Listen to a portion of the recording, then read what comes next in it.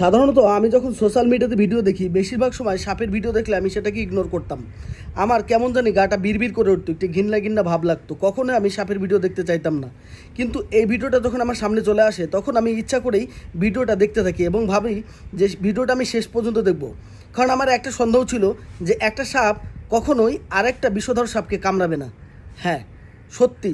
কারণ এই সাপটা আমি দেখতে পেলাম যে নেটের সাথে যেভাবে আটকে ছিল আর মেয়েটি সাপটাকে মুক্ত করার জন্য যেভাবে চেষ্টা করছিল, তাতে আমার মনে হচ্ছিল যে এক পর্যায়ে সাপটা না মেয়েটিকে কামড়ে দেয়। কিন্তু ওই যে বললাম, মনে মনে একটা কৌতূহল ছিল এবং আমি জানি যে একটা সাপ কখনো আরেকটা বিষধর সাপকে কামড়াতে পারে না বা কামড়াবে না।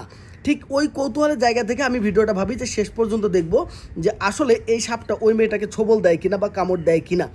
যদি না দেয় তাহলে হচ্ছে আমার মনের বিশ্বাসটাই মজবুত হবে এবং আমি যা ভেবেছিলাম সেটাই সত্য হবে।